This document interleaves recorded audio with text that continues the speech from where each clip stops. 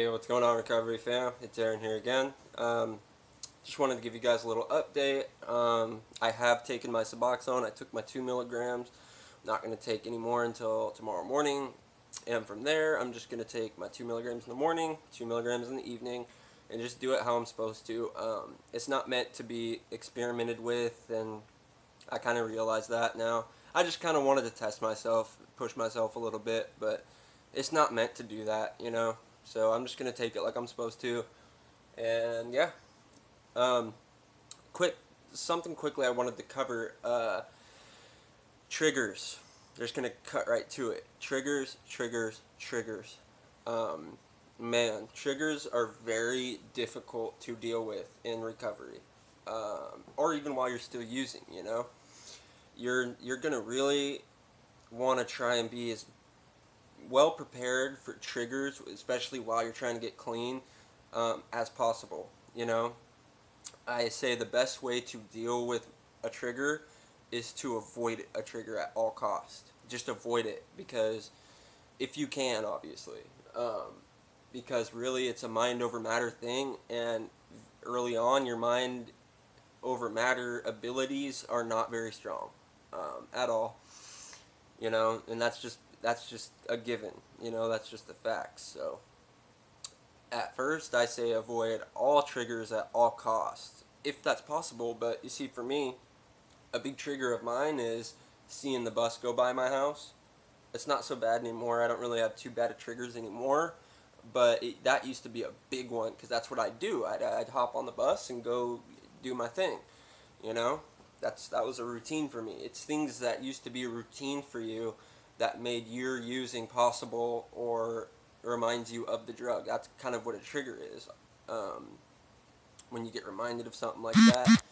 A big one for me still is like walking around and seeing needle caps and needles and shit on the ground. It makes half of you feel sick, like you want to vomit, but it makes the other half like remember that, and you know what I mean? It just becomes a trigger. I mean, it just does. Sometimes to the point where if you've already been through acute withdrawal, triggers are still there. I mean, triggers are always going to be there. They just get easier and easier to deal with. But when you're very early on and you get hit with a nasty trigger, what happens after that is nasty cravings hit. That's basically what a trigger is something that makes craving happen.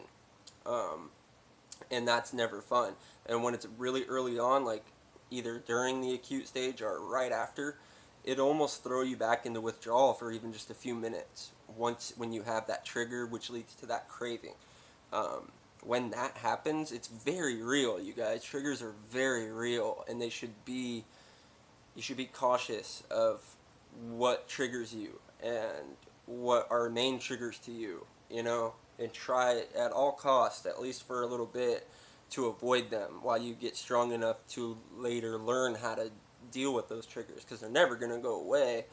That thing that was triggering you is always going to be a thing. You can't stop that thing from happening, but you can get stronger and learn how to deal with it better. And it gets better every single time that you beat it. You know what I mean? That you maybe even slip into that craving that that trigger made happen, that craving, and you get through that.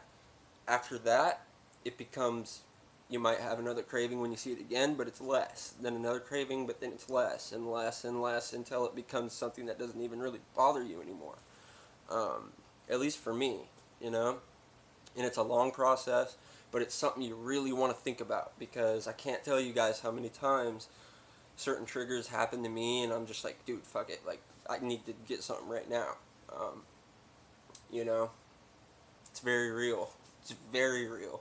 So just be really careful. That's all I can say. Just be careful, because, and like I said, some of them you're not going to be able to avoid. But if it's the bus, try and look the other way. I don't know. If triggers really get to you like they did me, try and avoid them. That's all I can say. But be very cautious about it, because it could throw you right back into using, and something that seems so small too. You got to be aware. You got to be aware every day. And that kind of brings me to recovery. Is very rewarding. I'm talking about recovery off of Suboxone. It's very rewarding, but it's exhausting. Um, you know, because you got to deal with not just getting through the physical part, but all this mental stuff, anxiety, triggers, getting through those, fighting just to get up and want to eat, fighting to get up and just make a glass of water. Um, you know, there, you cannot get much done going through that. So if you're going through withdrawal, try and make this one the last time. You know, try and make it your last time. That's about it, you guys. Just be careful. Be careful and just take care of yourself. You know, even if you're still using, try and take care of yourself as best you can. You know, try and take a shower if you can.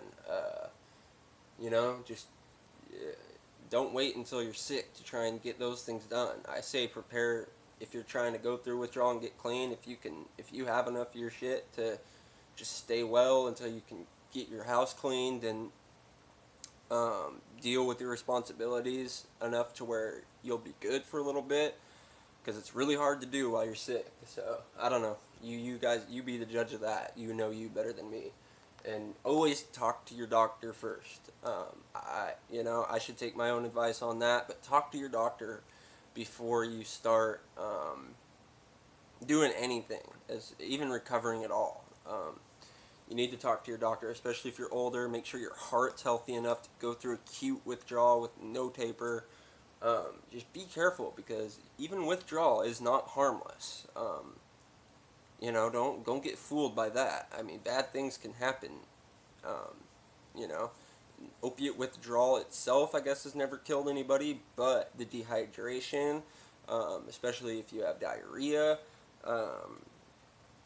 that stuff can add up, and that can kill you. So just talk to your doctor and just take care of yourself, you guys. I'm running on now.